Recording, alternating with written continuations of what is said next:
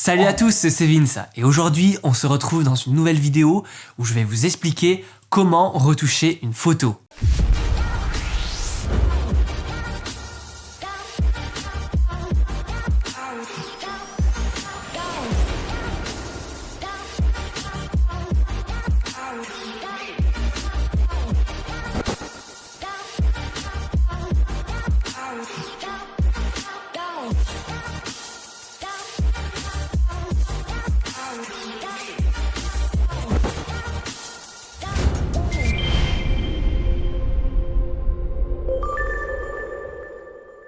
Et restez bien jusqu'à la fin de cette vidéo car une surprise vous y attend. Alors déjà, pourquoi retoucher une photo? C'est vraiment extrêmement important pour améliorer ses images en tant que photographe. Et pourtant, encore aujourd'hui, il y a plein de gens qui ne se lancent pas, qui n'osent pas se lancer dans la retouche. Pourquoi? Tout simplement parce qu'ils peuvent avoir peur des logiciels, que ce soit Photoshop ou autre. Ils peuvent penser que c'est trop complexe, qu'il va falloir s'asseoir derrière l'ordi pendant des heures. On entend aussi certains dire que retoucher, c'est tricher, c'est mentir, c'est le mal, allons jusque-là, et qu'il suffit d'avoir une bonne photo à la prise de vue. Ou aussi, on entend dire que ça donne un rendu artificiel, alors quand c'est mal fait, c'est vrai, notamment par exemple le floutage excessif des peaux. Si c'est mal fait, ça donne un rendu artificiel, mais sinon, il y a plein de techniques pour faire des retouches au rendu réaliste. Ensuite, il faut bien comprendre quelque chose, c'est que la prise de vue, c'est qu'une étape. Le but, en photo, c'est pas de représenter la réalité, c'est pas d'en faire un copier-coller. Et de toute façon, par les choix que votre boîtier va faire, en termes de balance des blancs, en termes d'ouverture, en termes de vitesse, ça va créer un rendu sur l'image qui va être différent de celui de la réalité que vous voyez tous les jours avec vos yeux. Tous les jours dans la réalité, vous voyez pas avec du grain argentique, par exemple, qui fourmille un petit peu partout dans l'image. Tous les jours dans la réalité aussi, vous voyez pas les choses avec énormément de flou en arrière-plan comme un objectif à f1.4 peut donner, par exemple. Donc ça sert à rien de dire que la retouche dénature la photo et le réalisme de la photo, puisque déjà la prise de vue en elle-même dénature la réalité. Et de toute façon, on l'a vu, le but c'est pas de faire un copier-coller, mais d'y apposer sa vision. Et justement, le photographe a des outils tels que son objectif, tels que l'ouverture, etc. pour modifier cette réalité et pour choisir d'amplifier quelque chose ou pas. Et la retouche, c'est la suite logique. Donc c'est pour ça en fait que c'est aussi important de retoucher. Et si aujourd'hui vous ne retouchez pas, vous faites une croix sur quelque chose de vraiment intéressant et qui pourrait largement améliorer la qualité de vos images. Alors avec la retouche, on peut faire énormément de choses. On peut retoucher la peau, on peut retoucher le make-up, on peut retoucher les formes, on peut retoucher l'arrière-plan, on peut retoucher les couleurs, la lumière, on peut faire plein de choses. Mais déjà, dans cette vidéo, on va voir étape par étape qu'est-ce qu'il faut faire pour arriver à retoucher une photo. Alors première étape, c'est déjà de choisir le bon logiciel. Et le logiciel aussi qui vous convient. C'est pas parce que vous avez vu sur un article de blog que tel logiciel était meilleur qu'un autre qu'il faut pas vous faire votre propre avis. Donc essayez les logiciels. Pour les logiciels payants, il y a à chaque fois des versions d'essai qui sont gratuites. Donc essayez les logiciels pour voir ceux avec lesquels vous êtes le plus à l'aise. Donc moi, ce que je vous recommanderais personnellement, ce serait d'utiliser Photoshop et Lightroom pour ce qui est des logiciels payants qui sont selon moi les leaders de l'industrie, qui sont réalisés par Adobe et qui pour le coup sont performants depuis des années, qui sont en avance à chaque fois sur les autres logiciels parce que certes, il y a des logiciels qui sortent, qui les rattrapent et tout, mais à chaque fois, Photoshop et Lightroom sont devant. Et de toute façon, après, c'est une histoire de méthodologie, c'est-à-dire une fois que vous avez appris à vous servir d'un logiciel Adobe, tous les autres logiciels sont beaucoup plus simples à appréhender parce qu'ils fonctionnent de la même manière. Ils ont été pensés pareil, ont les mêmes raccourcis clavier et ont des connexions entre eux. C'est-à-dire Lightroom a des connexions avec Photoshop et Photoshop a des connexions avec Lightroom. Donc en termes de workflow et notamment de workflow professionnel, c'est juste absolument très intéressant de travailler avec Photoshop et Lightroom. Ensuite, il y a d'autres logiciels payants comme Capture One, etc. Et pour ce qui est des logiciels gratuits, il y a notamment Darktable. C'est un dématrisseur de RAW qui permet de faire énormément de choses. Donc par contre l'interface est un petit peu plus difficile à prendre en main, mais si vous vous y faites, vous pouvez faire des choses vraiment intéressantes. Et Alexis par exemple, qui est un élève de la Masterclass Photo, l'école de formation pour photographes en ligne que j'ai réalisé, utilise uniquement Darktable. Il ne passe pas par Photoshop et il fait tout son traitement là-dedans et il en est très satisfait. Ensuite, deuxième étape, c'est de bien sélectionner les photos que vous allez retoucher. Pourquoi? Parce que même si la retouche est bien faite, même si vous avez les meilleurs workflows, les meilleures techniques et que vous allez vite, la retouche prendra quand même un minimum de temps. Donc il faut mieux retoucher moins de photos mais avec une retouche plus qualitative. Donc c'est vraiment important, l'étape de la sélection, de sélectionner les bonnes images et de ne pas passer des heures sur une photo qui finalement n'en valait pas tellement la peine. Pour ce faire, il faut avoir un workflow de sélection qui soit toujours le même pour pas vous prendre la tête à chaque fois que vous ouvrez votre Lightroom ou votre dématrisseur de RAW, peu importe, et vous êtes en mode ok, maintenant je dois sélectionner les photos que je dois retoucher, comment je fais? Il faut qu'il y ait un truc automatique qui se lance à ce moment-là pour que vous sélectionnez rapidement et efficacement les photos.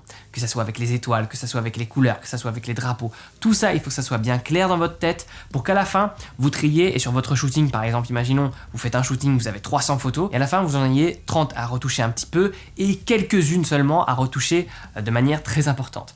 Et pour sélectionner ces dernières photos, imaginez, posez-vous la question, est-ce qu'elles méritent une place sur mon site? Est-ce qu'elles méritent une place par exemple dans un potentiel livre photo? Est-ce qu'elles méritent une place dans une potentielle expo? Comme ça va vous faire voir vos critères à la hausse et vous allez en sélectionner que très peu. Et moi sur des shoots que je fais aujourd'hui où il y a beaucoup de photos, eh bien je vais peut-être en tirer une, deux ou trois qui vont être vraiment au-dessus du lot et les autres je vais les retoucher un petit peu plus sommairement, mais ces trois là, eh bien je vais prendre mon temps là-dessus. Et comme ça j'aurai des photos vraiment de très bonne qualité à la fin. Étape numéro 3, quand vous allez commencer à retoucher vos photos, il faut bien faire attention de retoucher de manière non destructive. Qu'est-ce que j'entends par là? Il faut travailler de sorte à ce que vous puissiez retrouver toujours votre fichier d'origine qui n'ait pas été modifié. Pourquoi? Imaginons que voilà, vous avez votre photo, vous voulez la modifier, vous voulez la retoucher, bam, vous partez sur du noir et blanc à fond contrasté, etc. Et là, vous vous rendez compte finalement, après quelques dizaines de minutes, que finalement, le rendu, ça rendrait peut-être mieux en couleur. Mais si vous avez supprimé la photo en couleur parce que vous l'avez écrasée avec la photo en noir et blanc, eh bien c'est impossible de retrouver les couleurs. Donc là, c'est vraiment un cas extrême, mais pareil, imaginez vous faites une version 1 d'une photo et vous avez trop contrasté, trop boosté la saturation, modifié des objets, etc. qui finalement étaient intéressants de garder, que vous ne retrouvez pas la photo d'origine, et bien c'est dommage. Travailler de manière non destructive et également enregistrer des étapes. C'est-à-dire par exemple si vous commencez, je sais pas moi, par la retouche de la lumière, faites une étape 1, ensuite clonez cette photo et hop, retravaillez là-dessus pour faire votre étape 2, par exemple les couleurs, etc., etc. Comme ça, vous pourrez revenir en arrière de manière segmentée par étape sans avoir besoin de tout recommencer si vous avez envie de modifier juste une chose. Étape numéro 4, il faut être subtil. C'est le secret de la retouche, c'est la subtilité. Ça sert à rien d'ouvrir votre photo et de pousser le curseur des contrastes à fond, le curseur des saturations à fond, le curseur de netteté à fond, ça ne rendra pas bien. Pour que ça rende bien, il faut faire une succession de micro-réglages subtils et contrôlés avec plein d'outils différents. Par exemple, pour augmenter l'éclat des couleurs, on peut augmenter à la fois la saturation, la vibrance, mais également la luminosité et le contraste qui apportent de la saturation, également la courbe, les courbes chromatiques, la teinte, la température des couleurs, on peut faire plein de choses. Donc en fait, il faut attaquer une problématique dans la retouche avec plein d'outils différents. C'est pour ça aussi qu'il y a autant d'outils à notre disposition, que ce soit par exemple dans Lightroom ou dans Photoshop, c'est pour ça qu'il y a autant d'outils pour modifier notre photo de plein de manières différentes et c'est ça qui, à terme, fera une retouche qualitative, avec des subtilités, avec des nuances. Étape numéro 5, il faudra faire attention aussi à ne pas tomber dans les travers de la retouche. On l'a dit un peu plus tôt avec un exemple, de la peau complètement lissée, par exemple avec du flou gaussien, pour supprimer les aspérités de la peau, c'est pas du tout, alors pas du tout comme ça qu'on fait. Donc je vous encouragerai à regarder la vidéo les 10 erreurs à ne pas faire en retouche pour justement s'éviter le pire. Étape numéro 6, seulement pour les quelques photos que vous avez sélectionnées et que vous trouvez vraiment au-dessus du panier par shoot, vous pouvez essayer plusieurs versions de ces mêmes photos. Donc une version par exemple en couleur, une version par exemple en noir et blanc ultra contrasté pour voir ce que ça donne, une version avec un recadrage qui n'a rien à voir avec celui d'origine, un recadrage extrême, totalement débulé, juste pour voir ce que ça pourrait donner.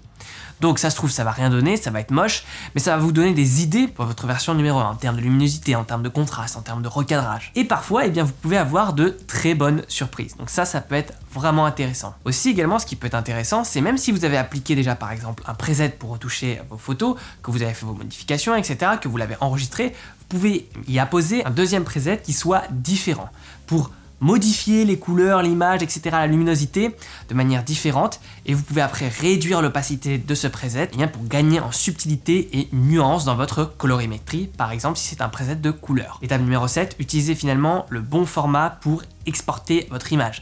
Ça sert à rien de s'être donné tout ce bal si finalement quand vous exportez vos photos et que vous les mettez sur internet, eh bien elles sont compressées, il y a des petits carrés qui apparaissent, il y a des petits dégradés qui sont pas beaux, des petits traits partout, bref ça serait vraiment dommage. Donc pour ce faire, il faut exporter avec certaines règles qui sont assez précises pour ceux que la retouche intéresse et ceux qui désiraient aller plus loin. J'ai réalisé plusieurs formations au format vidéo qui sont accessibles depuis mon site internet. Dedans, vous retrouverez plus de 20 heures de tutos où je filme mon écran, l'intégralité de mon écran, et je vous montre clic par clic comment je fais pour retoucher mes meilleures photos. Je vous livre aussi mes scripts, tous mes presets, et des modèles de workflow optimisés pour le travail en professionnel et justement pour passer le moins de temps possible derrière l'ordinateur mais avec un maximum de résultats. Voilà, cette vidéo arrive à sa fin. Dites-nous dans les commentaires comment vous vous y prenez vous pour retoucher vos photos et quelles sont vos habitudes de travail. Et vous retrouverez également dans la description plus d'1 heure de formation offerte au format vidéo. Nous verrons ensemble les 10 secrets pour améliorer ses photos et les 6 étapes pour devenir photographe professionnel. On verra notamment comment établir ses tarifs, comment créer son site, comment se démarquer dans un marché qui est compétitif, comment développer sa visibilité sur les réseaux sociaux, bref, tout ça on le voit en détail dans la description. Et puis nous, on se retrouve très vite pour de nouvelles aventures. Salut à tous!